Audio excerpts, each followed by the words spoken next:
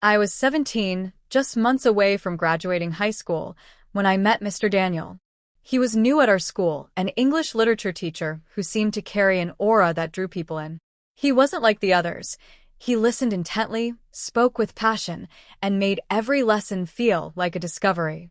For a girl like me, raised by a single mother who worked 2 jobs and always emphasized the importance of education, Mr. Daniel felt like a breath of fresh air. I admired him, his intellect, his confidence, and how he made me feel seen when I spoke in class. He often praised my essays and asked me to read aloud. I felt proud, validated. Over time, our conversations extended beyond the classroom. He'd comment on my ideas with genuine interest and sometimes drop by during lunch breaks just to check on how I was doing. At first, it felt harmless, encouraging even. When he suggested I stay after class for extra tutoring to refine my writing skills, I saw it as an opportunity. My dream was to win a writing scholarship, and he seemed invested in helping me get there. After-school sessions became routine. At first, we stuck strictly to academics. He'd help me break down poetry, analyze novels, and refine my grammar. But the tone started to shift. He began complimenting my personality, telling me I was wise beyond my years. I laughed it off, but something in his eyes lingered longer than it should have. One afternoon, as we packed up, he said, "You're not like other students. You actually get it." I smiled, unsure how to respond. From then on, his attention became more personal. He'd ask about my home life, what made me happy or sad, what I feared.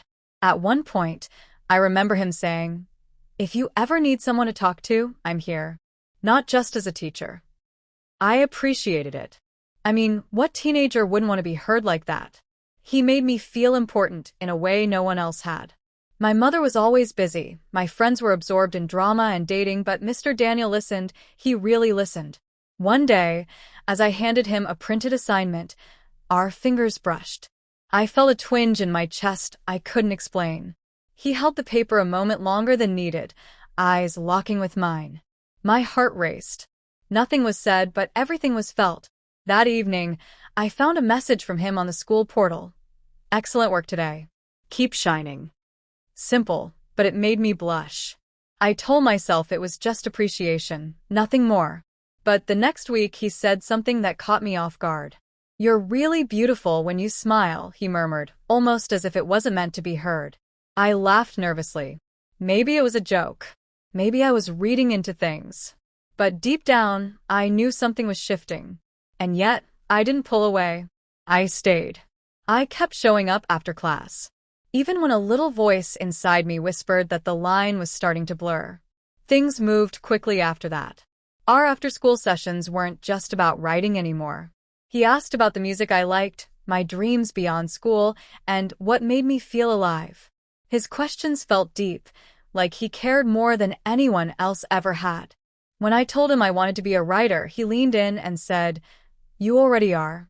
You just don't know it yet." That kind of attention does something to you. It plants feelings you're not prepared for. I started looking forward to his texts. At first, they came on the school platform. Then he found me on social media. Just checking in, he'd say, "You doing okay?" And I replied. Every time. His messages became part of my daily routine. They slowly shifted in tone. "You looked amazing in class today," he typed one evening. I stared at the screen, unsure if I should reply, but I did. "Thanks," I wrote, with a nervous smile.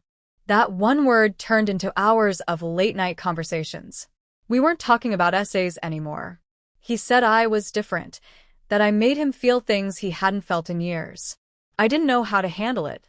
He was a grown man, respected, admired, and I was just a student. But every word he sent made me feel older, more special, like I was someone he chose to see. The next time we stayed late in class, the energy was different. He didn't just help me with an assignment. He told me he thought about me outside of school, wondered what I was doing. He asked if I ever thought about him. My throat tightened. I didn't answer, but I didn't leave either. That silence was enough for him to lean in closer. He didn't kiss me, not yet. But the look in his eyes said everything. "I think about you more than I should," he whispered. My heart pounded. I should have said something. I should have walked away. But I was too caught up in the attention, too convinced this meant something real. We kissed a week later. After everyone had gone home, in that same classroom. He told me it wasn't planned, that he couldn't help how he felt. He said he knew it was risky, but what we had was rare. I've never connected with anyone like this, he said, brushing hair from my face. My stomach was in knots, half nerves, half excitement. I told myself it was love, that this connection, this secret, was something sacred. I didn't question it. I didn't stop it. I fell deeper. He told me we had to be careful. No one could know. Not my friends. Not my mom. They wouldn't understand, he said. They'd just try to destroy what we have. I believed him. I kept everything to myself, even when the lies started piling up. I told my mother I had extra homework. I told my friends I was just focused on school. No one suspected a thing. And that's how it began, a hidden world of stolen messages, secret glances, and moments that felt like something out of a novel. I thought I was in love, but I had no idea I was walking straight into betrayal. The secrecy started taking a toll on me. I was always anxious, constantly checking my phone, rereading his messages for reassurance. At school, he barely acknowledged me anymore. He said it was to protect us, to keep things from getting suspicious. But I noticed the shift. He was colder, distant. The warmth in his voice faded when others were around. I told myself he was just being careful, but the doubt crept in quietly, and it stayed. I started losing focus. My grades dropped. I skipped group projects, turned in assignments late. My friends noticed but didn't ask much. I wasn't the same. Every moment outside of school was spent waiting for him to call, to text, to say something that reminded me of how things were before. When he did reach out, it wasn't the same. Fewer compliments, more control. Don't message me during class hours, he'd say. Be careful what you post. It didn't feel like love anymore. It felt like a rule book I didn't agree to. Then one day, everything shifted. I was walking past the teacher's lounge and saw him laughing with another student, the same way he used to smile at me. She was younger, new, and had that same look in her eyes I used to have. That mix of admiration and confusion. My stomach turned. I tried to ignore it, but a voice inside whispered what I didn't want to hear. I needed to be wrong. I wanted to be wrong. The next time we were alone, I asked about her. Jokingly, casually. His response was sharp. You're being paranoid, he said. This is exactly why I keep things quiet. But the way he avoided my eyes told me everything. I knew I wasn't the only one. Still, I didn't walk away. I stayed, silent and ashamed, until I saw his phone light up with a message. I wasn't supposed to look, but I did. A girl's name. A message that started with a heart. He saw me see it. He didn't apologize. He didn't explain. Don't start drama, he said. You'll only ruin your own future. That night, I cried for hours. The truth hit harder than anything else had. I wasn't special. I was part of a pattern. Just another name on a list. Everything he said, the compliments, the promises, they were never real. He was never mine, and I was never anything but temporary. I felt used, discarded. But worse than anything was the silence I kept. I had let it happen.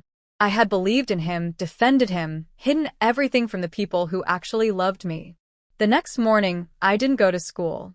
I sat at the kitchen table, staring at my untouched breakfast, when my mom asked what was wrong. For the first time, I didn't lie. I told her everything, my voice shaking, tears falling, hands clenched. She didn't yell. She didn't blame me. She just held me. And in that moment, I realized the betrayal wasn't mine to carry. It was his. And it was time to make sure the truth didn't stay hidden. The days that followed felt like an overwhelming blur. My mother didn't hesitate for a second. She contacted the school immediately, and we met with the principal and a counselor to report what had happened. The process was agonizing, but I knew it was the right thing to do.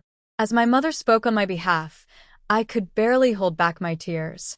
The truth was out, and it felt like everything I'd been holding in for so long was finally spilling into the open. I was relieved, but also terrified. I didn't know how to face the world after what had happened, but I knew I had to. No one could ever hurt me like that again. Mr. Daniel was placed on administrative leave, pending investigation. I remember hearing whispers in the hallways, students who had heard the rumors, and some who genuinely couldn't believe it. But there were others who said they saw the signs. The truth had finally caught up to him. His charm and authority couldn't save him now. When I walked into school the next day, there was a strange quietness in the air. I wasn't sure if it was pity or judgment, but I felt every single pair of eyes on me. I stayed out of the spotlight as much as possible, keeping to myself. The students who had once been my friends distanced themselves. I didn't blame them. The gossip was unbearable. Some people believed me, others didn't. The hardest part wasn't the whispers or the stares, it was the feeling of being alone. I tried to ignore it, to focus on the future, but I couldn't escape the weight of the past few months. I could still hear his voice, still feel his hands on mine, and it made everything worse. The legal proceedings were slow, and Mr. Daniel kept his distance from me. I had no choice but to confront what he had done. He was fired from the school, but that didn't erase the damage he'd caused. I wanted to believe that this was all behind me, that I could move on, but the scars ran deep. I spent weeks in therapy, trying to make sense of what had happened, trying to piece together how I'd been manipulated. Slowly, I started to see things clearly. I wasn't weak. I wasn't wrong. I had been taken advantage of by someone who should have known better. But I wasn't going to let him win. I applied to college with a new focus, a renewed sense of strength. I had dreams I wasn't going to let anyone take from me. I knew there would be challenges, but I had come too far to let this man define my future. I realized then that I wasn't the only one who had been hurt. There were others out there, just like me, and we could find strength in sharing our stories. I wasn't broken. I was healing. It wasn't easy and it wasn't quick, but I was getting there. And through it all, I learned one powerful lesson. Never let anyone make you feel small or powerless. If you feel like something is wrong, speak up. No matter the consequences, no matter the fears. Your voice matters. And you don't have to go through it alone.